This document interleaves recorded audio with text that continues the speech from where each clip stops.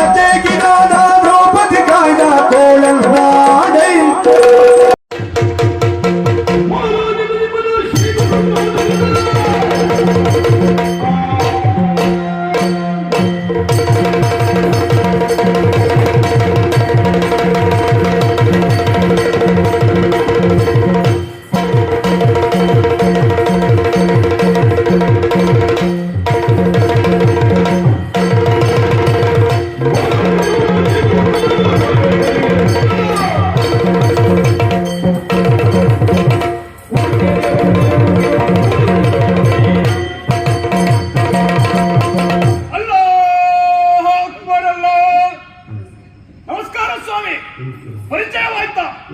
ಪರಿಚಯ ಆಗ್ಲಿಕ್ಕೆ ಸಾಧ್ಯವೇ ಇಲ್ಲ.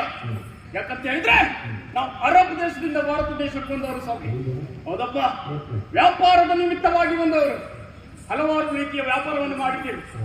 ಆದ್ರೆ ಲಾಭ ಎನ್ನುವುದು ನಮ್ಮ ಪಾಲಿಗೆ ದೊರಕಲಿಲ್ಲ ಸ್ವಾಮಿ. ಹಾಗಂತ ನೇರ ಮಾರ್ಗದಲ್ಲಿ ಹೋದ್ರೆ ನಾವು ಉದ್ಧಾರ ಆಗಲಿಕ್ಕೆ ಸಾಧ್ಯ ಇಲ್ಲ. ಹಾಗಾಗಿ ಅಡ್ಡ ಮಾರ್ಗವನ್ನು ಹಿಡಿಯಬೇಕು. ಯಾವ ರೀತಿಯಲ್ಲಿ ಕಳ್ಳತನವನ್ನು ಮಾಡುವುದು, ಒಂದು ಗ್ರಾಮವನ್ನು ಆಯ್ದುಕೊಳ್ಳುವುದು, ಅಲ್ಲಿ ಹಲವಾರು ಮನೆ ಇರ್ತದೆ, ಅದರಲ್ಲಿ ಒಂದು ಮನೆಗೆ ಬೆಂಕಿಯನ್ನು ಕೊಡುವುದು, ತನ್ಮೂಲಕ ಉಳಿದೆಲ್ಲ ಮನೆಯವರು ಆ ಬೆಂಕಿಯನ್ನು ಆರಿಸಲಿಕ್ಕೆ ಬರ್ತಾರೆ. ಆ ಸಮಯವನ್ನು ಸಾಧಿಸಿ ಕಳ್ಳತನವನ್ನು ಮಾಡುವುದು. ಏನು ಮಾಡಿದ್ರು ಕೂಡ ಮೇಲ್ ಬರ್ಲಿಕ್ಕೆ ಆಗ್ಲಿಲ್ಲ. ಅದು ನಮ್ಮ ಚರಣ ಹೇಳ್ತಾ ಇದ್ದಾರೆ.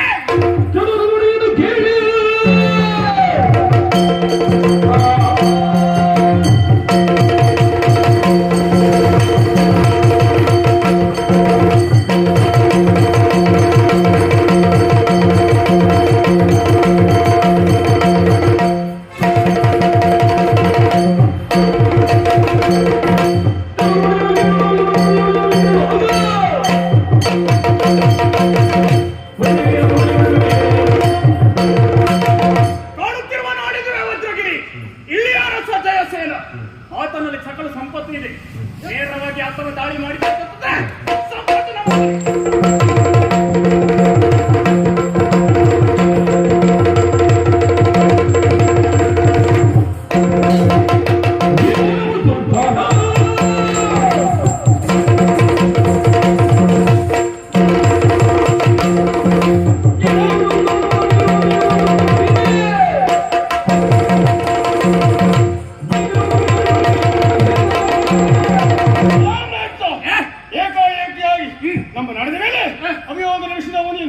ಒಳ್ಳೆ ಮಾತ್ರ ಹೇಳ್ತಾ ಇದ್ದೇನೆ. ಹೋದ್ರೆ ಬದುಕುವುದಕ್ಕೆ ಅವಕಾಶ ಉಂಟು, ಇಲ್ಲದಿದ್ರೆ ತಲೆ ಕಡಿತೇನೆ.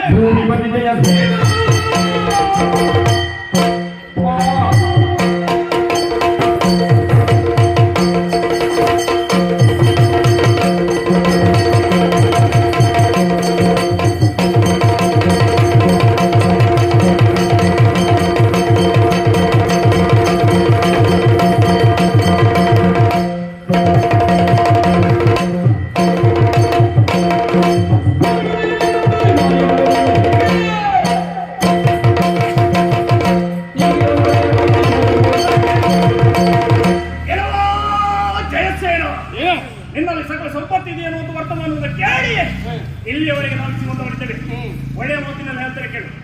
ಸಕಲ ಸಂಪತ್ತುಗಳನ್ನ ನನ್ನ ಪಾದದಲ್ಲಿ ಇರಿಸಿ ಬಿಟ್ಟೆ ಅಂತಾದ್ರೆ ಹೊಡಿತಾ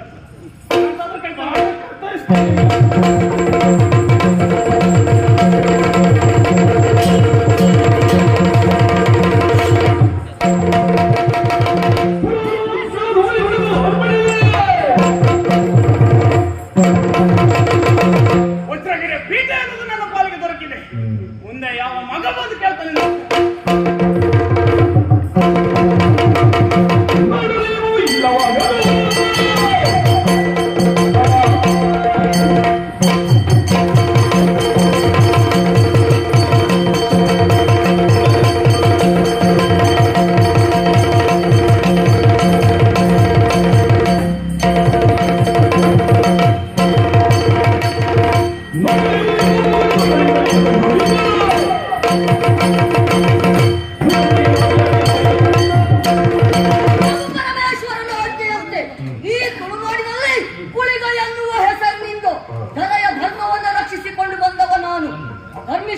ಪಾಲಿಸಿಕೊಂಡು ಅಧರ್ಮಿಗಳನ್ನು ಶಿಕ್ಷಿಸ್ತಾ ಇದ್ದವ ನಾನು. ಎಂದಿನಂತೆ ತಿರುಗಾಟದಲ್ಲಿ ಇರುವಾಗ ಇವತ್ತೇನನ್ನು ಕಾಣ್ತಾ ಇದ್ದೇನೆ.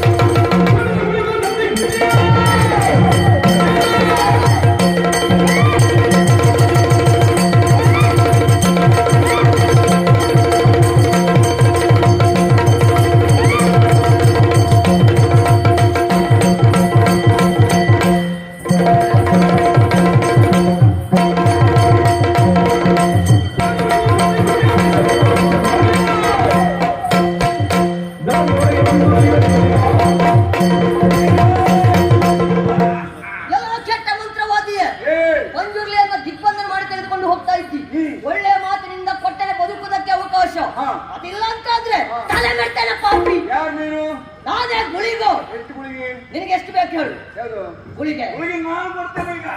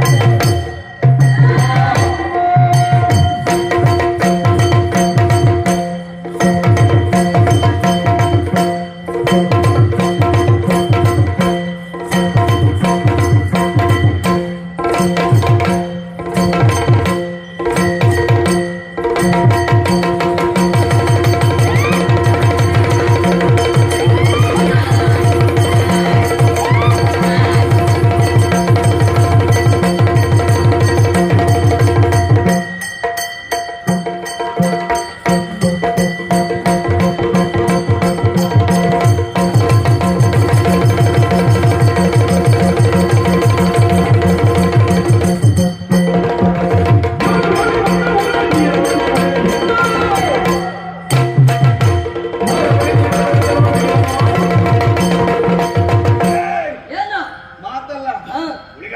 ಏನೋ ಏಯ್, ತಾಗ್ತೀಯಾ ಅವ್ರೆ. ಯಾರಿಗೆ ಹೀಗೆ. ಹೊರ ಇಲ್ಲಿ.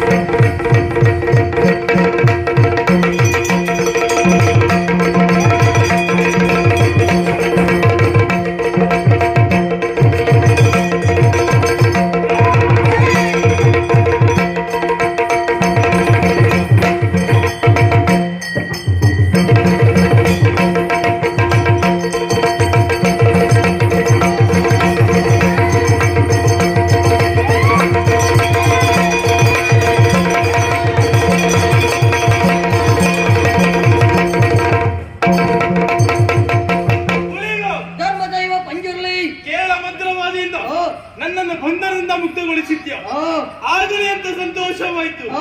ಆದರೆ ಮುಂದೊಂದು ಸಂದರ್ಭದಲ್ಲಿ ಈ ಲೋಕದಲ್ಲಿ ನಾನು ಪಂಜೂರ್ನಾಗಿ ನೆಲೆಗೊಳ್ಳುತ್ತೇನೆ. ನೆಲೆಗೊಂಡಾಕ್ಷಣ ಭಕ್ತಾದಿಗಳಿಂದ ವಿವಿಧ ಸೇವೆಗಳೆನ್ನುವುದು ಸದಾ ಪಡೆಯುತ್ತಿರುತ್ತೇನೆ.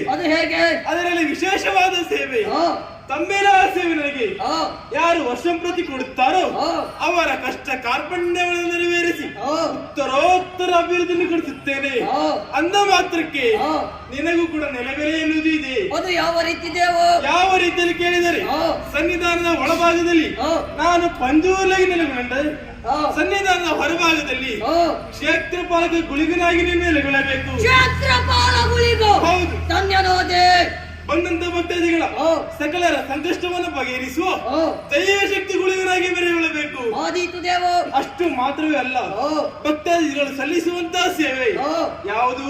ಯಾವುದು? ನಿನ್ನ ಪ್ರಿಯವಾದಂತಹ ಸೇವೆ, ಅದುವೇ ಭಾರಣ ಸೇವೆ. ಭಾರಣ ಸೇವೆ ನನಗೂ ಕೊಡ್ತಾರಲ್ಲ? ಖಂಡಿತವಾಗಿ ಕೊಡ್ತಾರೆ. ಅಥವಾ ಅವರವರೇ ಸೇವೆ ಮಾಡ್ಕೊಂಡು ಹೋಗ್ತಾರ? ಅವರ ಕಷ್ಟ ಕಾರ್ಪಣ್ಯವೆಲ್ಲ ಆ. ನೀನು ನೆರವೇರಿಸಿದಲ್ಲಿ ಆ.